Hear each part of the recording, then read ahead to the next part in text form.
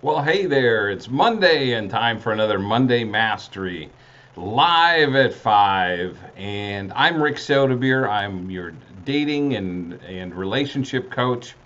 And we're still in Ironwood. I'll be here for another couple of weeks. Well, I think just one more Monday, and then I'll be back in Kansas City sometime next late next week. So anyway, it's turned out to be a fairly decent day here in Ironwood, and mid 70s, upper 70s, and the weather's nice finally. We had a cold snap yesterday for the day where the high I think got to 46, and it's the end of May. I need some warm weather. So anyway, I hope you all have had a great week last week, and are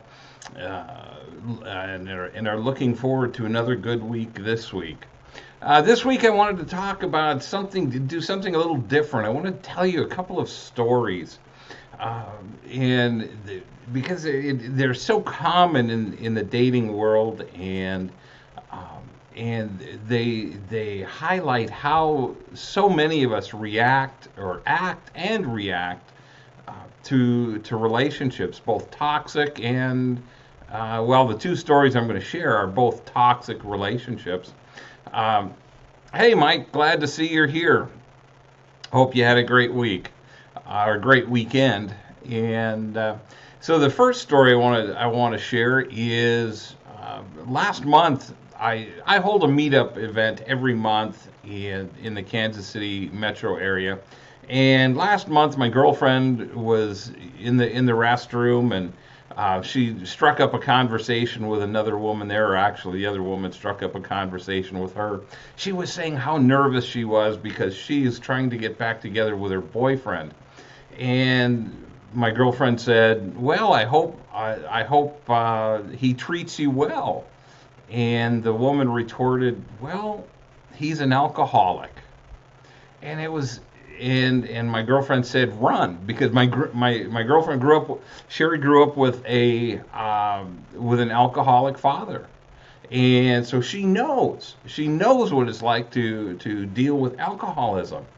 And she says, "But I love him, and I don't want to leave him. I don't want to lose him." And this is a great example of in some respects being an exaholic or being addicted to someone. There's something about them. There's something in their character. There's something about their personality that just draws you in. Yet they're very toxic. They present a very toxic relationship. Um, hey, Addie, thanks for joining in. Glad to see you're here. And so these and and I've had exaholic experiences with a couple of different women that I've dated over the years. And in essence, being an exaholic is when the relationship ends, um, you try to remedy it, or in extreme cases, you drive by the house, you try to keep contact with them, and you find that you just can't let go. You're addicted to that person. And one of the things hey, Barbara, glad you're here. Thanks for joining in tonight. Thanks for saying hi. These addictive personalities and addicted personalities will lead to nothing but toxic relationships. We see, and most commonly, we see great potential for this person. And I've worked with so many people that they see potential, but the other person just either doesn't want to work at it, they don't see the potential. My ex was that way. I saw great potential in her and in the business world, but she didn't want to put in the effort. She didn't want to go beyond the 9 to 5 routine. She wanted to come in at 9, be done at 5. Yet she had dreams of doing some bigger things. She just didn't have the drive or the ambition. It wasn't in her. And as much as I coached her and encouraged her, she just never made the effort. And the same thing with these addictive personalities that we're attracted to. Hey, Rod, thanks for joining in. Glad to see you're here. These addictive personalities just they draw us in, and it can be for any number of reasons. Hey, Sharon, thanks for being here. Thank you for joining in. And there's just something enchanting about them. But the reality is, these are relationships that are going to go nowhere. And hey, Teresa, thanks for joining in. And these relationships are going to drag you down. They're going to cause you more problems than they solve. And we all want to be in a relationship. We all want to be connected to somebody. But we have to be very selective about the people that we even let enter into our lives, because again, it's going to have they're going to have an impact far greater than you'll ever imagine. This woman that I talked about a little bit ago, she's going to be involved with a man that's an alcoholic. He will probably always be an alcoholic. And she can't change him. The only way he's going to change is if he chooses to. She can cajole and nag or do any type of encouragement, but unless he wants to change, it's not going to happen. And they broke up once, probably because of an alcoholic rage. Hey, Sharp, thanks for joining in. And the odds are that she's going to break up with him again, and again and again. But she's going to keep going back, because she, quote unquote, she loves him. And she won't change until she hits rock bottom. It won't make any difference whether he hits rock bottom with his alcoholism. She won't make any changes until she's tired of being abused. And Teresa says, plus she will always be covering up for him and taking care of him. Absolutely. And that's their hey, Geneva, thanks for joining in. I went through it all as well. It's a cycle until you break it for good. That's exactly right. And these are such toxic relationships. And the problem is, we get sucked in, and we think we're doing the right thing. We think we're helping them. As Geneva says, covering for them, and it's or Teresa says you're covering for them, and until you break that cycle, it's not going to nothing is going to change. And what's going to end up happening is you're going to get emotionally screwed up and sucked in, and then you're going to end up needing counseling and therapy. That's why it's so important to have to know exactly what you want in a relationship. Alcoholics can be they don't have to be slobbering drunks every day. There are a lot of functioning there are a lot of functioning alcoholics, and they can drink all night and they can go to work and get through the day, but eventually it will catch up with them. They just hide it better than anyone else. And Teresa says, plus, not to mention abuse when they are drunk. And that's very true. They can be very abusive, and especially if they've been at it for a long time. They tend to get more and more negative. So this is just one story of a couple that I wanted to share with you. It's so easy again, it's just so easy to get sucked in. Yeah, it's kind of fun. He was fun. He got drunk last night. I got drunk last night. But there comes a point in time where that's no longer fun. I gave that stuff up 30 years ago, 40 years ago, that kind of partying. And, unless you're a hardcore partier, you're getting into a very, very toxic relationship. Another relationship that I wanted to share with you was a friend of mine.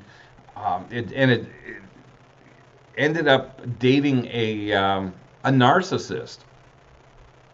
And that is another type of toxic relationship that it literally nearly broke her emotionally. She came to me a couple of times. For the first time she came to me, she was trying to break away. And, I shared with her the steps she needed to take. I shared with her what was going on, what he was doing, and how these things were toxic to her. And she broke it off for a while. But he managed to draw her back into his world. And, he offered her things. He offered her vacations. And when they went on vacation, he did nothing but treat her like dirt. And this is, it took 2 or 3 tries for her to break away. And, just the pain that she suffered, and the time it's taken for her, it's probably taken her the better part of 5 years to recover from that relationship. And, and these toxic relationships can be much harder to get over than just a standard breakup. When you recognize that, yeah, this just isn't working for me. These other relationships, they have tentacles that just wrap themselves or sink themselves into you, and it's hard to break free. So that's why it's so important to understand what you're looking for, and to understand and to recognize the signs of narcissism or alcoholism. And alcoholism, a functioning alcoholic can hide it really, really well. It may not be until months or even years down the road that you discover what's going on. Geneva says they tend to have more than alcohol abuse under their belt too. They have more addictive behaviors that they hide. They will come to light eventually. Yeah, and that's exactly right, Geneva. And they are and they can be and again they can be so good at hiding it. Teresa asks, what do narcissists say? Well, a narcissist will tell you that nobody else will want you. They will tell you that you're not good enough for anyone else. They'll tell you that every problem in the relationship is caused by you. And it's amazing. These people will have friends that don't see the problems. Now the family might recognize it, and the family might understand it, and they may even warn you. But I've had people that tell me that they've been in relationships with a narcissist, and the family said nothing. They kept it quiet, and because they wanted somebody in this particular case in his life. But they'll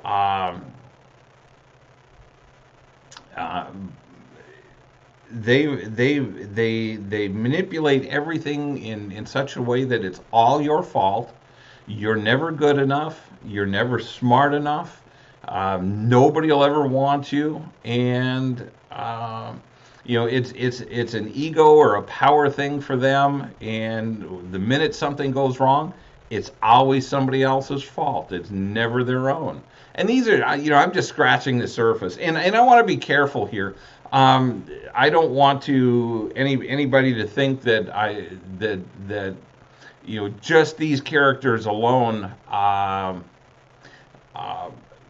make anybody a narcissist. Narcissism is a medical is a psychological condition, I should say, and it needs to be diagnosed by a psychologist or a therapist or a counselor. That's and I'm just giving you some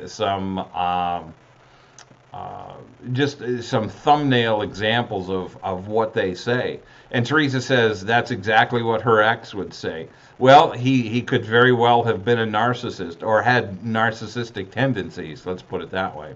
Geneva says everything always gets turned back on you. Power trip. They don't take ownership of anything. Exactly right. Shar says you don't want to be in a relationship with someone that friends and family don't want to be around either. You'll find yourself alone with your struggles. Oh, yeah, great point. And Shar, that brings up another point. Narcissists will tend to separate you from your family and friends. And pretty soon, they are the only ones that you have in your life. They don't want you to be with your friends or your family. They only want you around their friend, his friends, or the narcissist friends and family. They're very, very controlling that way. So those are. And again, I don't want anybody to try to diagnose somebody else as a narcissist. It is a medical condition or that does need to be diagnosed. But those are some of the characteristics. Barbara says, I lived that. He kept saying, I am so sick and I just can't see it. And that's right. They'll tell you things like that to tear you down and make you emotionally dependent on them. Let's see. Tim, hey Tim, thanks for joining in. Nice to see you're here. They want the outside world to think they're a saint and you're the problem. Also try to separate you from, yeah, exactly. And that's the story they tell their friends and family, is that you're the problem. But they're going to be the hero and save you and fix you and let's see, grab this. Teresa says, wow, Tim, that is the way my ex was to a T.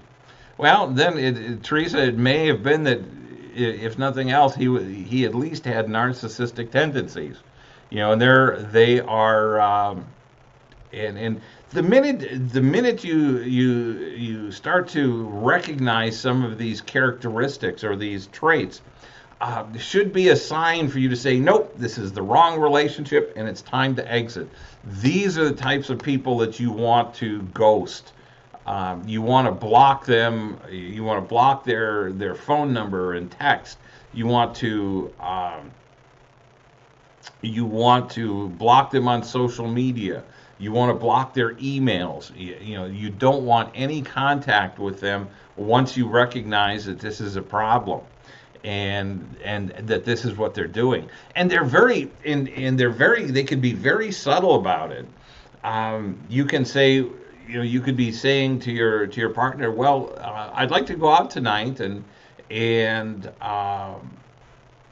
out with go out with some friends, and they'll come back and say, no, I don't want you doing that. And they'll give you some lame excuse. I don't trust those people, or I don't like those people.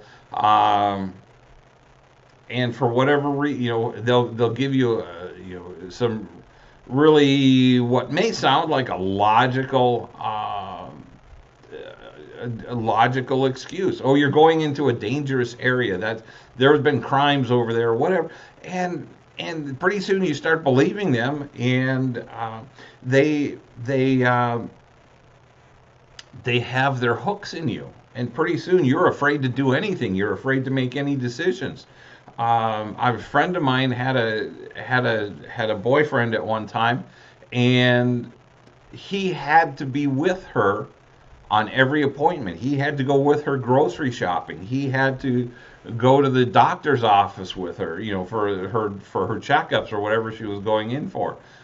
He had to go to the pharmacy with her. He had to go with her when she got her nails done or her hair's done.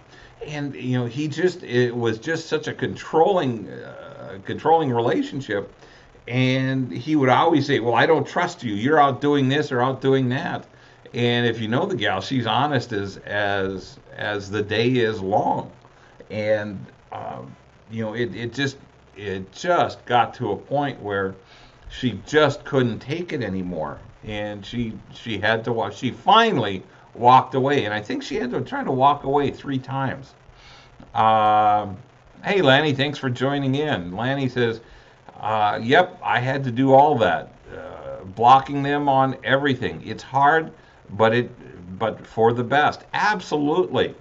And in a lot of times, blocking them does something else. Not only does it keep them away from you, but it keeps you from reaching out and trying to reconnect, even inadvertently. Blocking them on social media prevents you from following them and seeing what they're up to and getting your feelings hurt and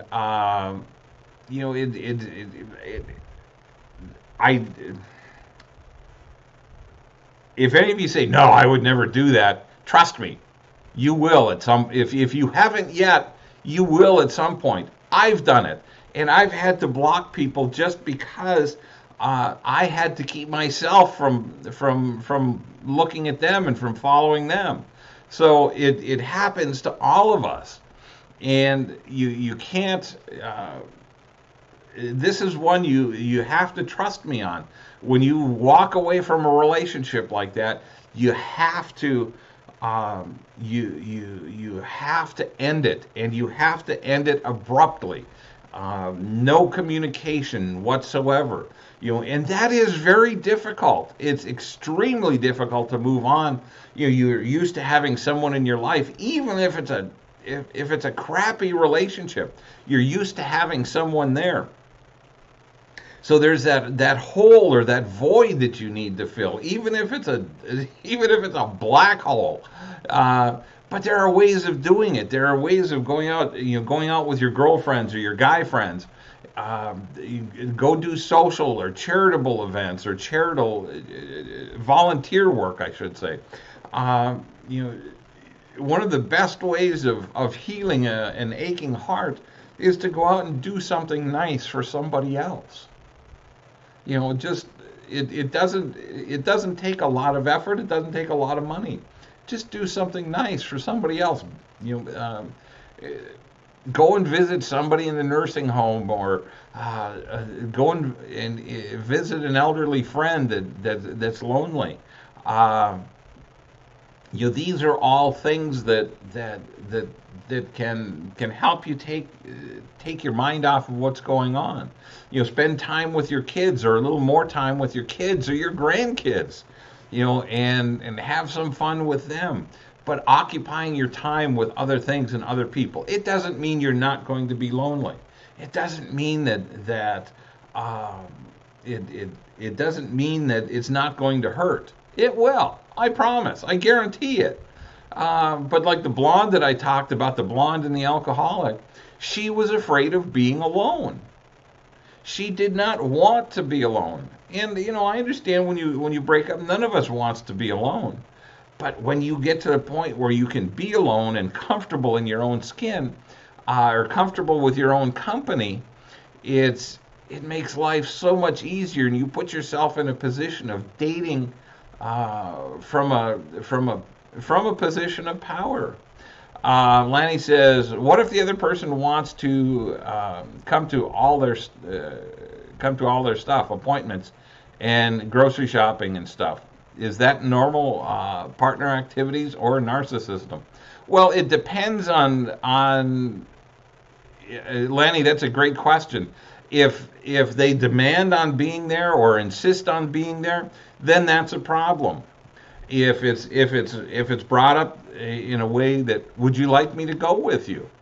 Or if you're being invited, I enjoy going grocery shopping, so when we go grocery shopping, we generally do it together or try to, but we don't always have to. There's a very fine line when they are insisting that they be there. At first it can seem like it's very caring, but then it gets to be overbearing. And when you say no, you don't need to, and they'll insist. Yes, I insist on being there. So you have to, you may have to insist. No, I'm doing this alone. I can handle this. I can handle going and getting my nails done. I can handle going and getting groceries. You don't have to take off work to do this. Hey Lois, thanks for joining in. Glad to see you're here. Lois says, no way would I be with someone who's a control freak. Well, Lois, the people that I've talked to that have been there thought they would never do that either. But it's when you're in a when you end up in a narcissistic relationship, they are so smooth at it that it may be 6 or 8 months or a year before you actually realize it. It's like, holy crap, what have I done? And none of us wants to be there, but sometimes it's very difficult to recognize controlling versus kind actions. So it's just food for thought there. Tim says, I remember walking out of a counselor session. It was over. My ex said she would never go back. The counselor tapped me on the shoulder and said, "You come back." The best decision I ever made. And Tim, that's absolutely right. Sometimes, the problem the problem child of the relationship typically doesn't want to go back. They don't think they have anything to fix, and so it can be a challenge. But if you go back and you continue as you said you did, you can get healthy, and then you can make healthier decisions from that point forward. Rod says, Lanny, it's still a form of control. They must not be stable in themselves, and that's a very good point, Rod. Hey Sherry, thanks for joining in. Glad. Sure thing. Every time I say hi to Sherry, my phone kicks in and says, "Sure thing." And Sherry and Siri apparently sound a lot alike coming out of my mouth. Rod says Lanny is saying the person requires her company at the person's appointment. Yeah, that's right. If when they start requiring their presence wherever you go, that's a relationship you need to start ducking, start walking away, start running away from. Geneva says my kiddos and I have been gone and out of our situation for a year and a half now, and he knew I had 2 funerals to attend last week, and he decided to send me a text saying he missed me when I was sitting at one of the funerals. He thought he could catch me at a vulnerable state, but I didn't fall for it. Also, his daughter had surgery last week, and he chose not to show up. Broke her heart, but we are getting through it. But they make time for what they want to, for sure. Absolutely, and that's typical. And I'm assuming you're staying connected with them even through just through texting because of the kids. And I understand that, but I'm glad, Geneva, you had the presence of mind not to fall for his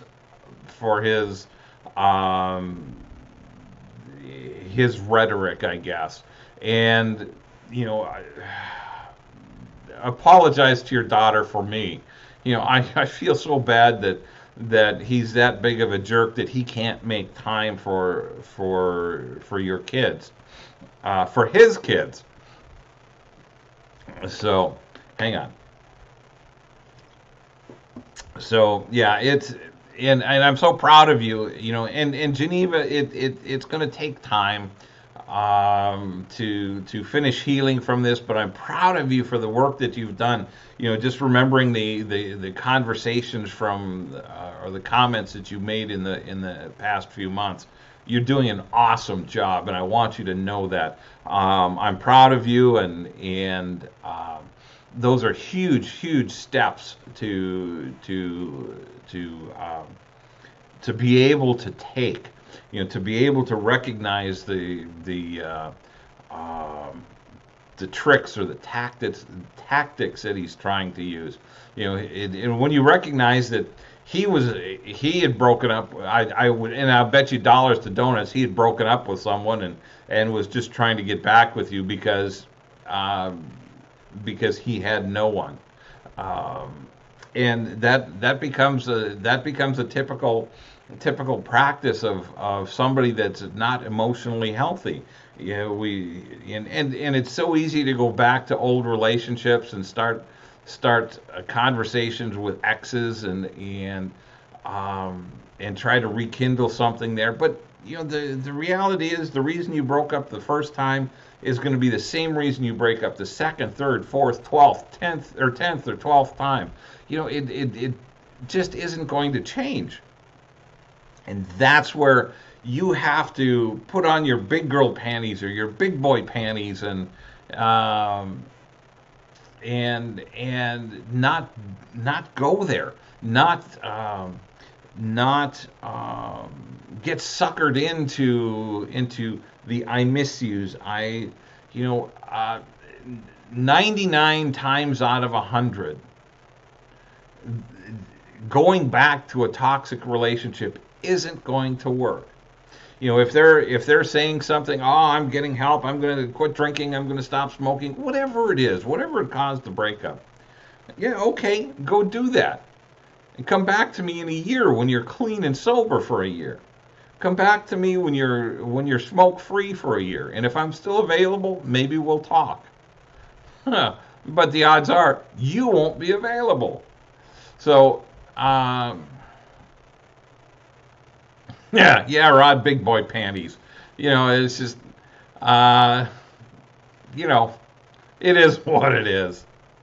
And Lois says, right off the bat, I let everyone know right off, no way will you be glued to me 24/7. I'm very plain spoken. There you go. And that's a great point, Lois. It's so important to set boundaries up front. And it's so easy it is very easy to get sucked in, and it may not be a narcissist. It may just be somebody that's emotionally needy and codependent and needs somebody to I guess, for lack of better, to take care of them. So many women come to me and say, well, I've been dating and the only guys I'm finding are the ones that want nurses or purses. And there is a lot of that. So when you and again, it's we're at an age, or most of us are at an age. A couple of you, I think, Geneva, and maybe a couple of you that are Teresa. I think you're considerably younger.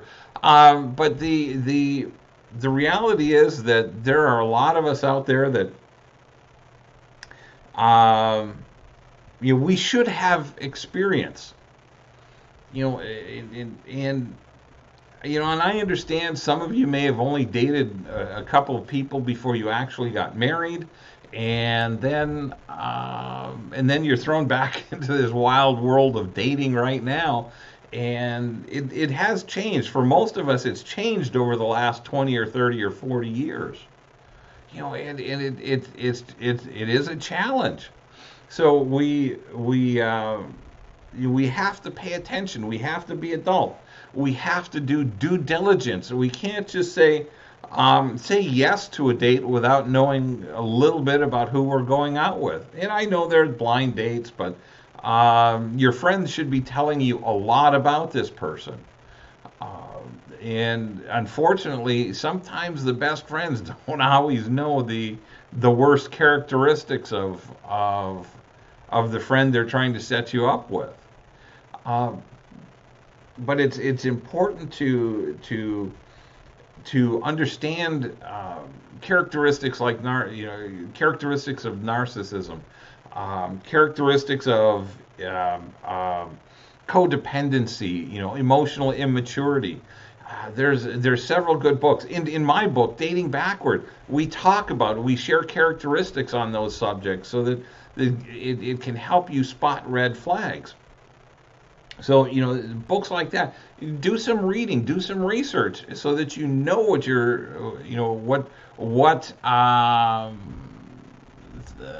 what problems you can be getting into. And the whole idea is at this stage of life, yeah, we don't want any more problems, or we don't want any more problems than necessary. Teresa says, "Thank you for calling me young. I am 58, but I am young in mind and heart when it comes to loving and trusting." There you go. See, you have a young attitude. And Barbara says, "That is a challenge for me. The world has changed a lot." Absolutely, it has. And again, that's why it's so important to always, and I don't want to say it negatively, like we can't have any fun, that we have to have our armor up, but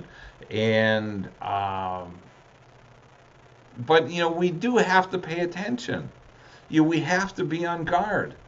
I've never dated anyone, especially first dates. I never expected anything out of a first date. In fact, I anticipated the date to end and that be it. One and done.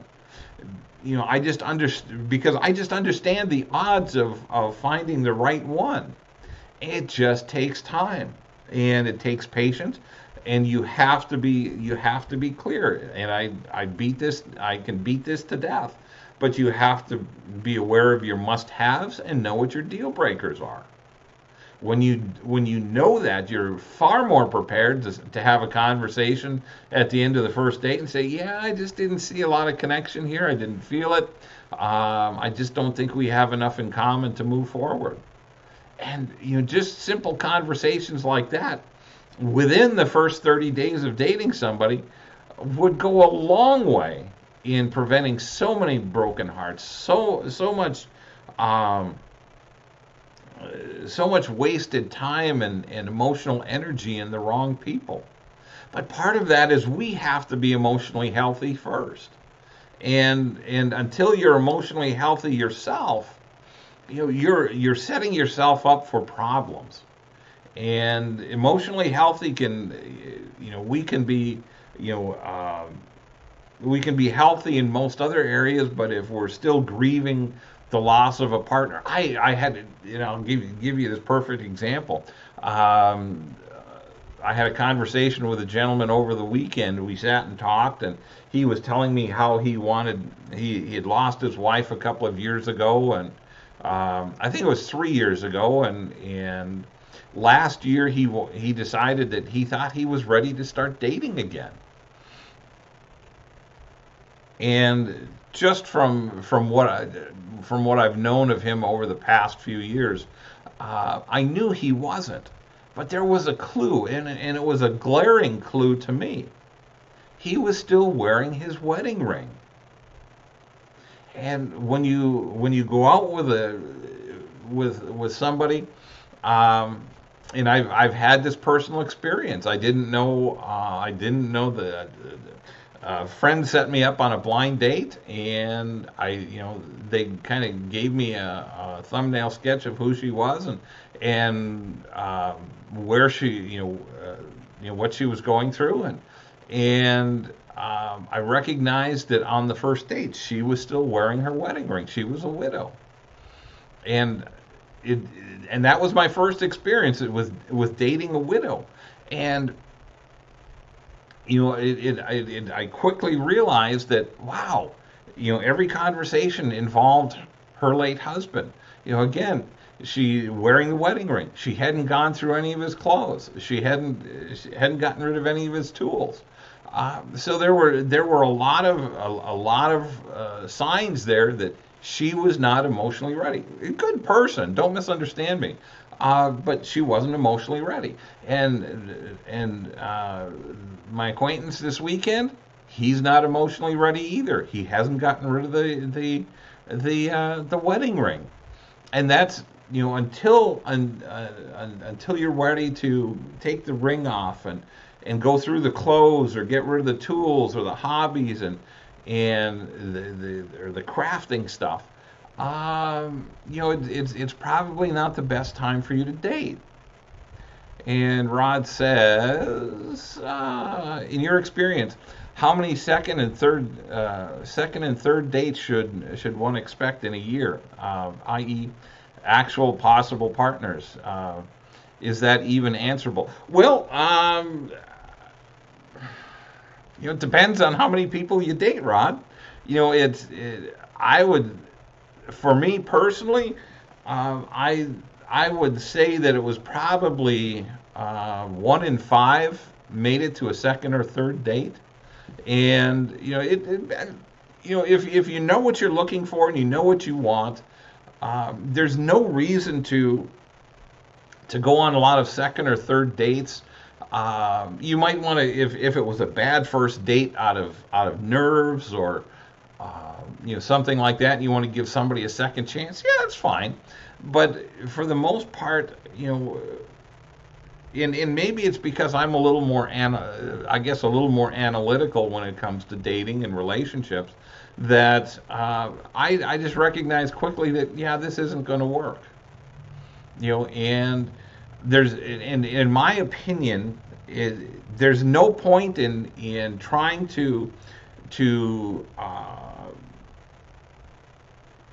spend a lot of time and emotional energy in trying to push it or trying to make it work. I've only seen it happen, of all the people I've coached and all the people that I've known, I've only seen it happen once, that a woman was dating a guy and she just loved this guy, and he had a communication problem. He was not a communicator and she was, or she is. And she worked on him and worked on him and worked on him and got him to break that pattern of non-communication. That's the only time I've seen it work where it wasn't and they had a lot of other things in common, but it was the communication part. But she stuck in there and she got him to break his communication patterns and hiding information from her. And it's not that he was trying to be deceitful. It's just, sometimes guys, or as guys, we tend to want to protect our lady. And in my opinion, while that may sound noble, it's damaging to the relationship, because you're keeping your partner in the dark. And when they should be there to help you, to rally around you if there's problems, or to be a consultant with you, and you should be the same for them. So I don't know, Rod. It's really difficult. The more you date, the more second and third dates will come up. But again, I'm not a big fan of trying to give someone a lot of chances when you see right up front that it's not an ideal relationship for you. And when you're paying attention, you can see that in the first couple of dates, and especially if there's no chemistry. If you're not feeling any chemistry, there's not a lot of point in following up. At least in my opinion, there's too many other people to meet and to date and to follow up with that will be more suitable for you. Geneva says, "Thank you for that, Rick. Greatly appreciate your apology on his behalf. Sadly, she will never hear it from him. I'm sorry, Geneva. That's yeah. There are going to be guys like that. Rod says, "Gotcha." So I'm not the odd man out. No, you're not.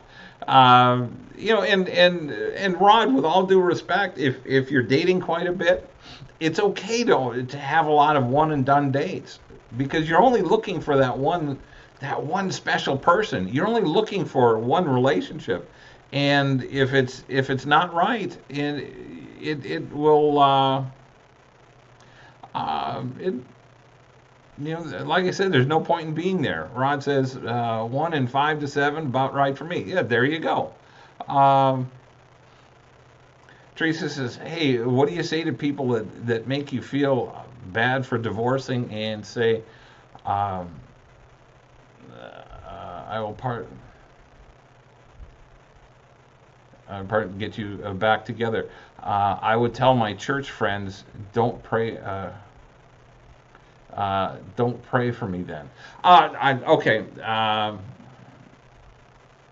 Let's see. Let's get this in here. Or they say it is not of God, divorce. Well, I tell you what. Then you probably have the wrong friends in church, because there are a couple of and while I'm not a biblical scholar, so please don't hold me to this. There are a couple of places in the Bible where they do talk about divorce. Yes, God does not want divorce. And I totally believe that. But I also know He doesn't want you in an abusive relationship either. So and um, there are issues there. So if that's what they're telling you, then go hang around with other people. Hey, Rod, thanks for being here. Thanks for joining in tonight. Glad you could be here. And we'll see you next week. So anyway, there are, Teresa, I beat myself up for a couple of years with that same thought that God hates divorce. And even if you got divorced for the wrong reasons, you were in an abusive marriage, and you spent 32 years trying to make it work. I don't think God's going to hold that against you, number one. Number two, God forgives us even for the other sin, for all the sins that we do. Even if he views divorce as a sin, at least I believe He forgives us. So don't beat yourself up. And if you've got people that are beating you, or trying to beat you up over being divorced, then change your circle of friends. It's to me, it's that simple. And I know it's hard to leave people from the church that or to push them away, but sometimes you just have to do it. You have to push the negativity out of your life, and that's another part of the whole dating process. Is if you haven't gotten emotionally healthy yourself, if you're still carrying a lot of baggage or negativity around with you, don't date, because you're only going to screw up your results. And what I mean by that is your negativity walks into the room before you do. And when you continually berate your ex, when you continually have nothing but negative things to say about dating or about men, or from a guy's perspective about women, you're not going to go anywhere. All your dates are going to be bad. It's or end poorly, let's put it that way. And then you're going to wonder why I don't have anybody in my life. And more than like a huge part of that is the negativity that you're carrying with you. Or if you carry a chip on your shoulder, it's like, yeah, I dare you to date me. Well, don't challenge me. Don't make it harder than it has to be. So you have to get rid of that negativity yourself. before you can move on and start looking for a healthy relationship. I hope a lot of this is making sense and is a little bit helpful. So we're coming up on an hour here, and anybody have any other questions or comments they want to shoot in here real quick? I'll give you a couple of seconds. If you enjoy these episodes, please share them on Facebook, or for anybody watching on YouTube, please share them on YouTube, and or subscribe on YouTube, I guess. And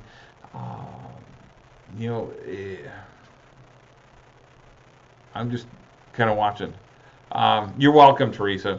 So we'll just wrap today up, and we'll call it a week. And again, share if you like these. If you like Monday Mastery, have a great and blessed week, everyone. And thank you, Addie. So have a great and blessed week, everyone. I'll see you next week for another Monday Mastery live at 5. If you have any questions or topics that you want me to cover, please send me a note, and I'd be happy to work on it, work it into the program for the next week or the week after, and we'll rock and roll from there. Thanks, Rod. I appreciate it. Shar, thank you. Have a great week. Love you guys. You make this, and we'll see you next week.